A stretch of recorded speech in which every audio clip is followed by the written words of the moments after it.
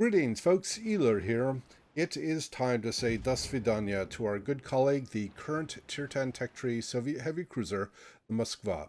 So 095 drops in just a few days, and she will be moved out of the Tech Tree, will become a special ship, and so long as you researched her at some point during your tenure in World of Warships on your account, you will receive her for free if you don't already have her in port.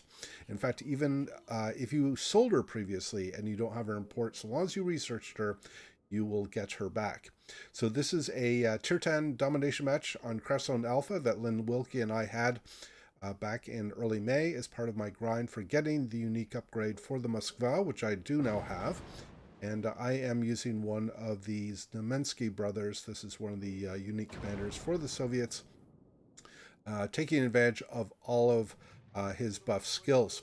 So I've started this replay several minutes into the match because the first several minutes were me just kind of hanging around here over by Charlie doing some hardcore damage farming of a Yamato and a Kurfürst. The Kurfürst is down, but the Yamato is still in action, as you can tell, since a lot of my health was just removed in the last 20 or 30 seconds, and so I'm having to peel away here. So looking at the tactical situation of this game, we had, in fact, are still very seriously behind. In fact, we're still down by one ship.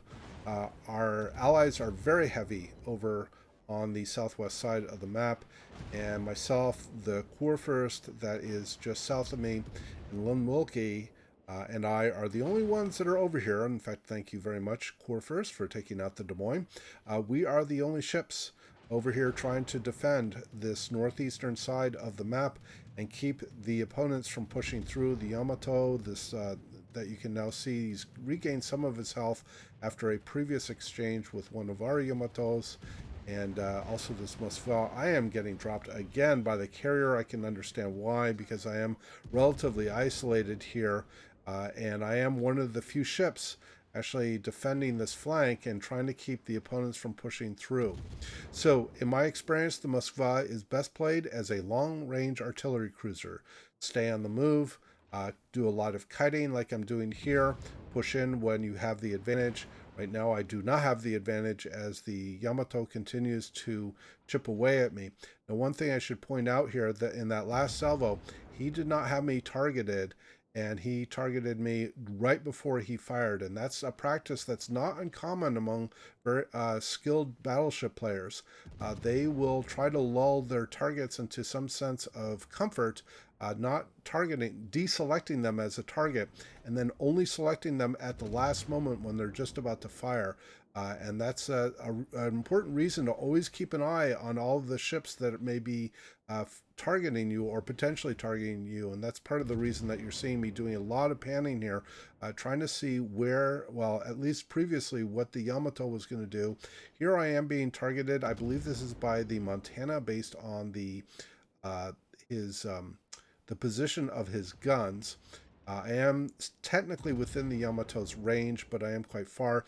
Lynn Wilkie has come over to kind of save my butt here a little bit and get a little more out in front and try to draw some of the fire for me. Here comes some fire. Yes, this is fire from the Montana. I have deliberately slowed here and will avoid the salvo. It does look like he's firing high explosive. But looking at, coming back to the tactical situation, our team has now evened up the ship count. We have secured Alpha. In fact, we had not secured a cap for a very long time, and that's part of the reason that we have such a large point deficit. Our Des Moines takes down a Minotaur, and this Montana is just about to go down as well. I think he's still burning. Yes, he is. And I'm going to finish him off right there with my fires. And Lynn Wilkie and I will now start to kite the Yamato. Now, each team has only one destroyer. The opposing destroyer is a Daring that was last detected at Delta 7, and I have been reluctant to push in. I did push in earlier in the game, actually before I showed shared this part of the replay, and it was a little too risky. In fact, you can see that I'm pinging on the map here because I'd like our carrier to try to get some visibility on the destroyer, because the destroyer is the threat. In fact, there he is. He's a threat to our Shimakaze. He's also a threat to us being able to try to take Bravo, because right now our team does need caps.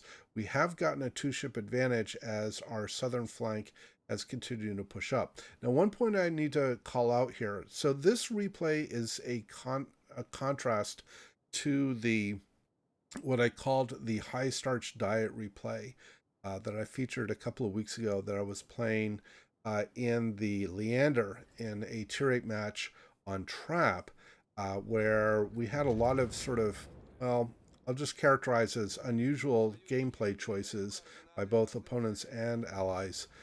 This is going to be very different. The teams are actually making some significant efforts on both sides, quite competitive to stay in the game and try to win this. In fact, I have to give hats off to this Daring because he's done a very good job, sort of trying to hold down the northeast side. And fortunately, our Des Moines, which is over on the southeast side of Bravo, was able to successfully finish off the destroyer, so that does definitely help us.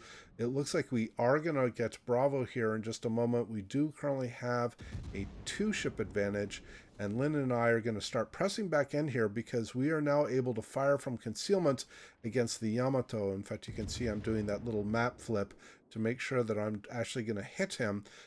If he gets too close to that island that is separating us, I will not be able to hit him. And unfortunately, he's now gone into concealment, or at least he did briefly. You can see my shells just went into the island there. But now I should be able to hit him. I'm having to aim slightly high. At best, I can probably get into his superstructure. We have now just finished off one of the Kurfürsts, or the second of the two that was on the opposing team. We whittled down the opponents to 3 ships, but we are still behind because the opponents have held 2 caps for a very long time. They established that control very early on, and we had a more than 300-point deficit here. Now, obviously, you haven't seen a lot of the damage collection that I was doing during the first few minutes of the game. Again, it wasn't very exciting because, first of all, I had most of my health and wasn't really being the focus of anything. Lynn takes down the Yamato, thankfully, and we can push back in toward Charlie here.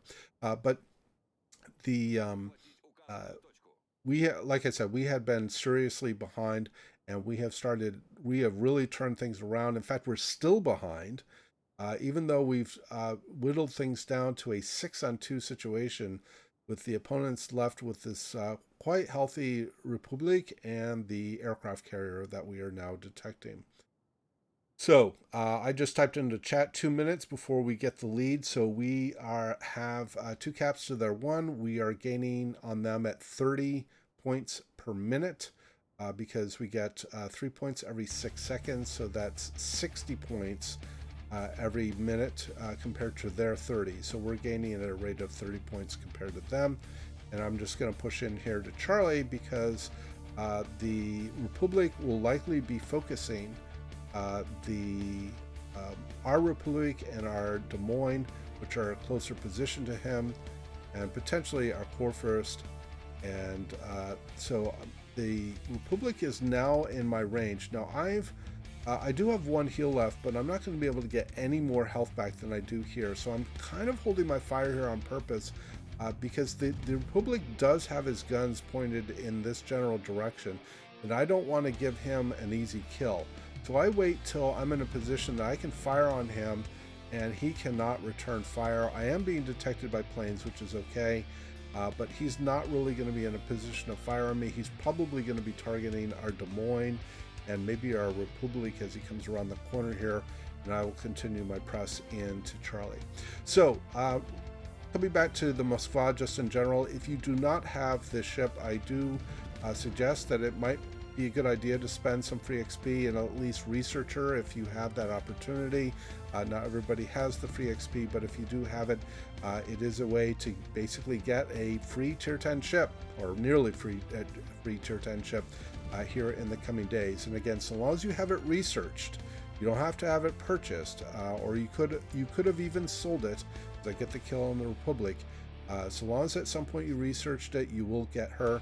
In fact, a lot of players are planning to sell their Moskvas before 095 drops so that they get some money or some credits from selling her, and then we'll just get her for free again once 095 comes out. I've moved into the cap here. I've activated radar to light up the Midway. Midway has come out here flat broadside, so it is time to put this Soviet heavy cruiser AP to work as we are winding down to literally the last few seconds here with a full health Moskva. Are we going to be able to sink him before time expires? I don't know. I'm going to get a couple more salvos out, and time's expiring, and I kill him. So 151,000 in damage. I thought I did pretty well, but it's a reflection of the non-potato status of our team. Take a look at the leaderboard. I came in 4th, and our top 5 earned more than 2,000 base XP. In fact, our 6th earned in excess of 1,800 base XP, and the opposing team was not far off in terms of their general status. So a very well fought game by both teams, and it was a great pleasure to be with Lynn as always.